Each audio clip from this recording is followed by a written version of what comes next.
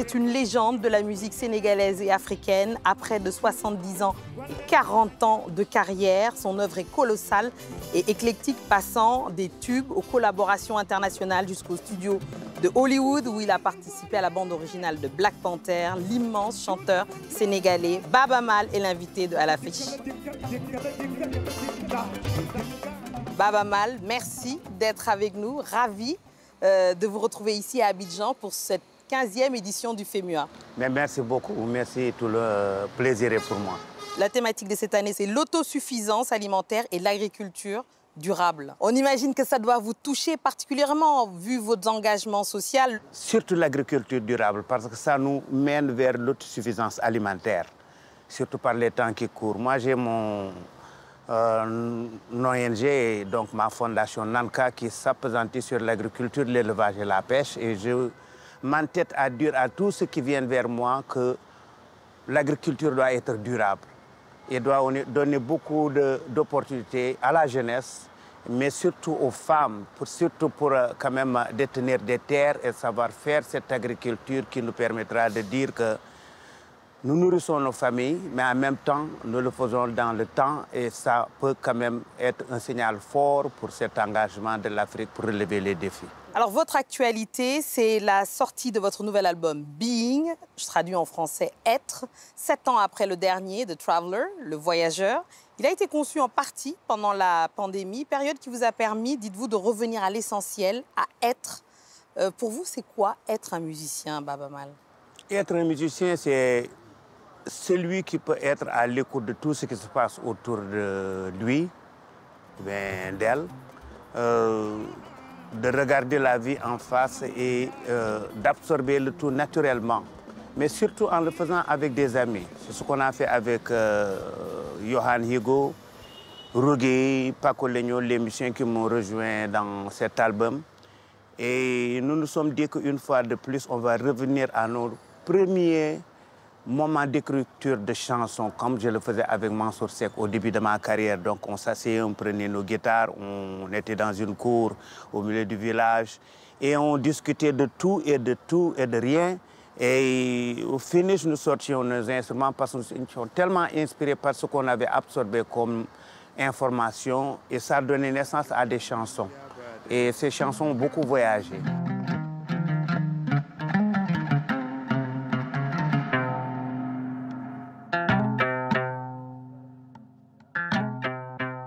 On le sent même, cet album très personnel.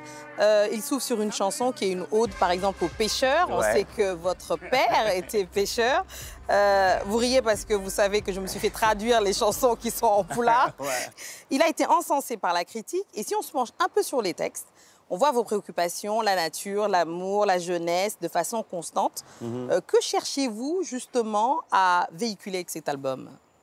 D'abord être, naturellement, comme l'album, mais en même temps se rendre compte qu'il y a quelque chose qui nous lie pour consolider les acquis de nos communautés, qui fait que quelqu'un qui partirait du Sénégal, de la Mauritanie, du Mali, qui irait séjourner aux États-Unis, en France, un peu partout dans le monde, reste connecté avec sa communauté, puisse quand même partager dans quelques moments dans sa page Facebook, ou WhatsApp. Il y a beaucoup de groupes de familles qui se créent au niveau de l'Afrique, des familles dans WhatsApp pour maintenir le lien entre les membres de la communauté. Et je pense que dans la première chanson, Yerimayo Celebration, il y a beaucoup de fils de pêcheurs qui célèbrent cette grande fête qui se passe au bord du fleuve, mais qui participent, même si on n'est pas sur place, à vraiment à définir la responsabilité de tout un chacun et de ce qui nous mènera peut-être à dire que notre communauté s'épanouit et sauvegarde sa culture. Parce qu'il s'agit de sauvegarder certaines facettes de notre culture que si nous les perdons, nous perdons notre âme.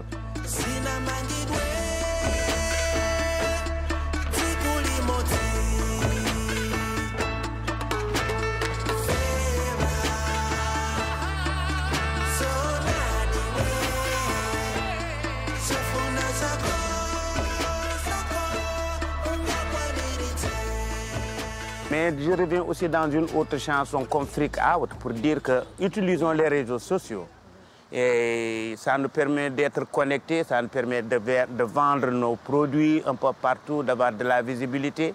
Mais faisons attention à tout ce qu'on irait mettre dans ces réseaux sociaux, parce que les familles africaines sont organisées de telle sorte qu'on ne peut pas se permettre, pour régler son problème soi-même, bien le problème, même sur le plan politique, religieux ou quoi que ce soit, de mettre tout dans les réseaux sociaux. Demain, on le regrettera, parce que ça détruit l'harmonie qui est là, qui fait que depuis toujours, ces communautés sont restées soudées.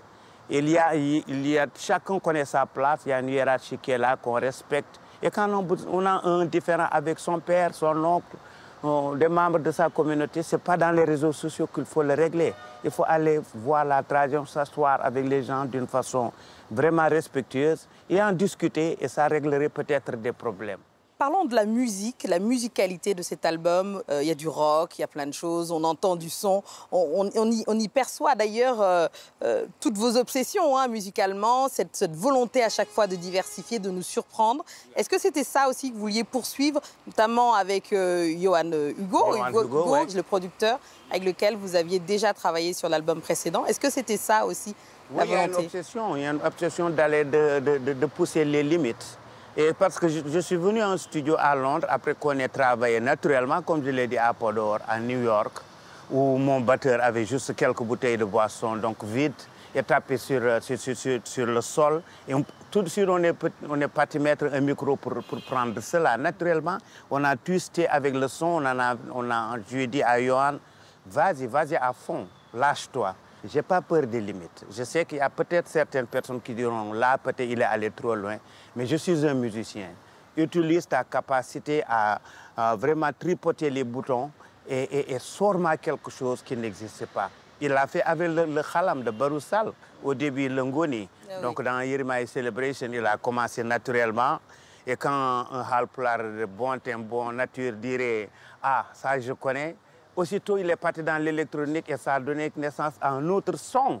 Et je pense que la musique africaine a le droit de se donner ses privilèges, a le droit aussi de participer à faire avancer les choses sur le plan technique et technologique. Parce qu'on fait partie du monde aussi.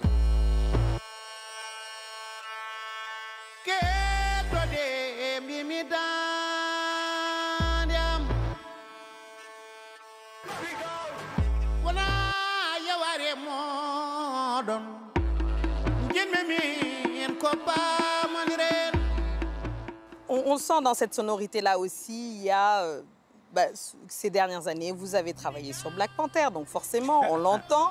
Mais d'ailleurs, on vous a vu là faire une apparition. Est-ce que ça veut dire qu'on peut vous revoir au cinéma à Hollywood? J'imagine que votre téléphone a dû sonner là. Ah oui, ça a sonné. Et ça ne me ferait pas de mal à vraiment recevoir un coup de fil d'un producteur, un réalisateur pour me dire, voilà, ta petite tête là de Peul pourrait bien marcher dans tel ou tel film. Ça me ferait plaisir. Donc, oui. J'ai pris goût au tournage. C'est vrai? Je suis arrivé sur la scène de tournage. J'ai vu au moins 800 personnes pour toute une seule séquence, la célébration de Chadwick.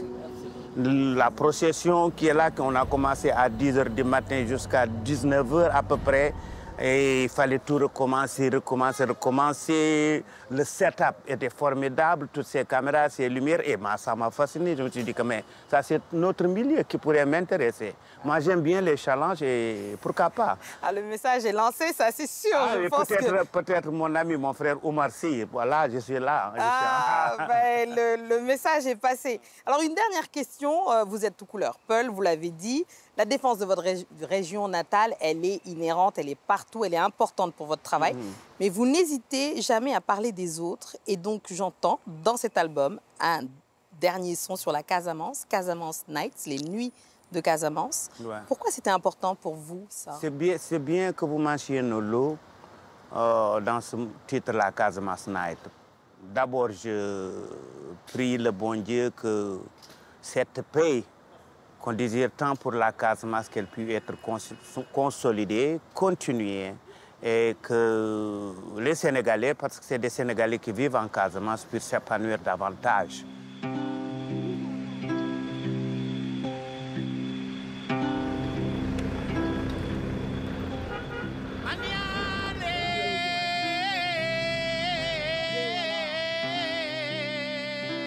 J'ai fait la voix de cette chanson devant la porte de ma cabane dans un campement, dans les îles du Saloum, où j'ai dit à Johan, ouvre-moi le micro.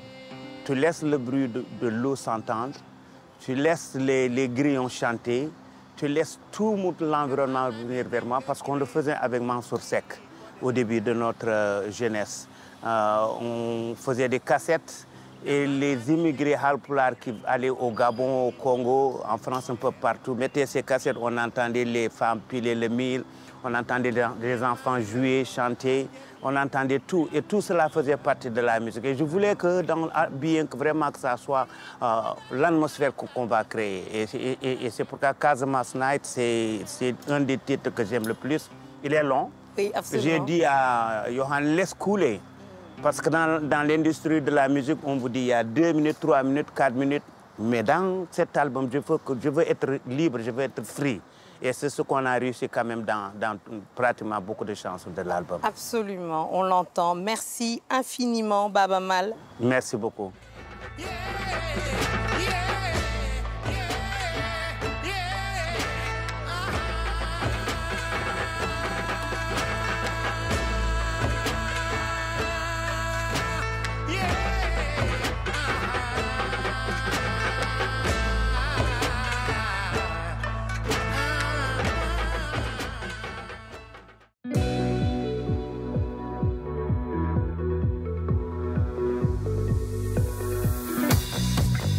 France 24, l'art sous toutes ses formes. Liberté, égalité, actualité.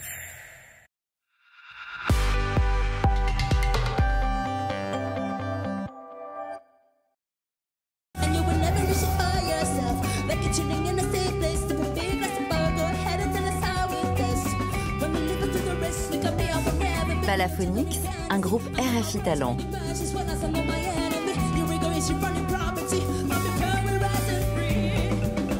Découvrez Mr. Greedy Man en live, le nouveau titre de cet afro-brass band francilien avec en invité Mary May.